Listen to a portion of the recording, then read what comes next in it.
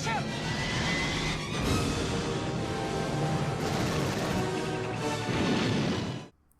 Hey guys, and welcome back to the second episode of the Alphas, version 2, Enter the Predators.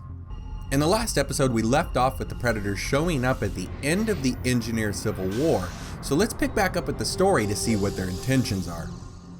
High above the planet sat a lone Predator scout ship.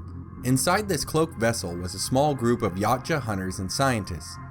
This was a scouting mission, and their ship's computers had alerted them when several explosions were detected coming from the Engineer homeworld. 3 small ships were ejected from the side of the alien vessel, and they sped down to the planet's surface. The hunters would be the first group down, as they would secure the area so that the scientists could safely land the scout ship and begin their search. Unfortunately for the hunters, the battle here had already ended, and there was no honor to be won here today, at least for now. The scientists, however, would find and take a deceased engineer along with his weapon and return to orbit where they would wait for the hunters. Within a few hours, the Predator hunters are engaging armed engineers. During the fight, 2 of the Yachtja are killed, and one of them is cornered in a building. The last hunter is outgunned and gravely injured, so he decides to set off his self-destruct device that creates a huge explosion, wiping out the entire area. The Engineers and Alphas see the blast. Unfortunately for both races, the explosion took out all 3 of the Yachtja, so the true perpetrators are still unknown. What the Alphas and Engineers don't know is that these alien hunters, or Predators, love a good fight. Their hunters would travel the stars in search of worthy opponents, and their scientists would follow, looking for new technologies to take back to Yachtja Prime. The scout ship has already contacted the homeworld in order to inform them that they have found intelligent life. Soon, more hunters and scientists will be deployed to the area. Meanwhile, the Alphas have been watching the Engineers on the surface so intently that they never even noticed the cloaked Yachtja scout ship holding in orbit until now. In response, 3 Alpha derelict ships are launched from their homeworld to confront the ship. As soon as the derelicts get near the planet though, the scout ship leaves the solar system at amazing speed, but not before the Alphas can launch a probe to follow them. What they find is astonishing. Yachtja Prime is huge and densely populated. Almost the entire planet is one large advanced city. The Alphas are terrified of this threat, and they choose to shut down all further exploration of space, at least temporarily. They need to devote all of their resources to this new potential enemy. This would include the way station on LV-223. The Alphas would move most of the black substance to a military installation. Meanwhile, the scientists that were working at the facility would be transferred in order to study the Predators. While the Alphas have their hands full learning as much as they can about these Predators, the Engineers have started to make their first steps out into the stars. They've created their first starships, yet they don't look like the Juggernaut craft that we know from the prequels. Their first ships are more like the early spacecraft made by the humans. Eventually, the Engineers would come across a planet with 4 moons, now known to us as Kalpamos. It doesn't take them too long to notice that there's an organic dome-like structure on one of the moons that looks like it may not have been placed naturally. They quickly investigate and find out that the dome is actually the closed way station that the Alphas had set up, along with a large alien craft of some kind located underground. This would be the Alpha derelict. The Engineers are able to decipher some of the information from the way station, along with some of the information from the derelict. They do find enough data to believe that whoever created this base also created the Engineers, and that this base was put here possibly for them to find. When the black substance was first found by the Alpha Scout, it was in a deadly and weaponized form.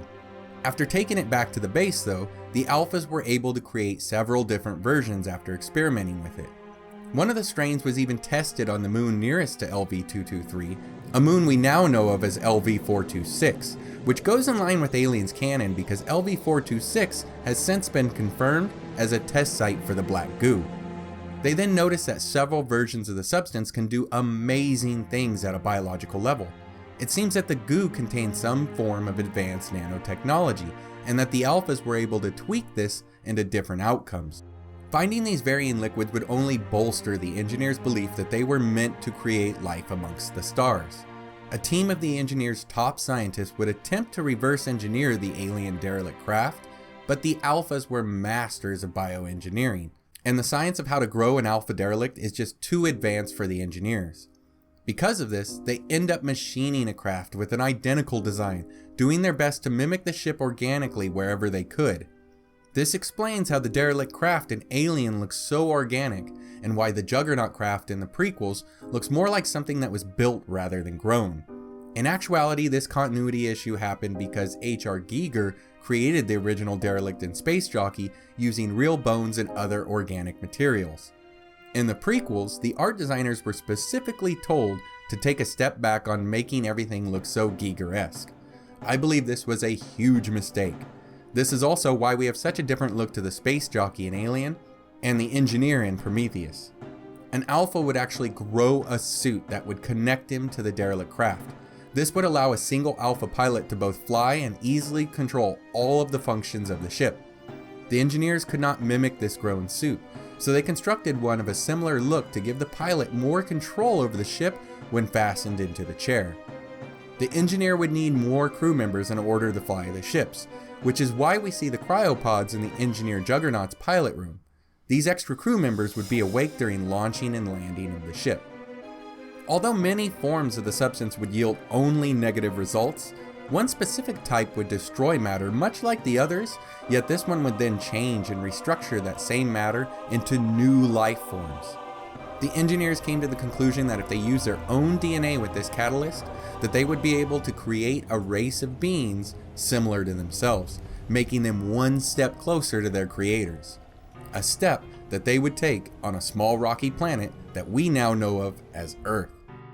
While the engineers are experimenting with the black substance, the Alphas are doing the same thing at their secret military outpost.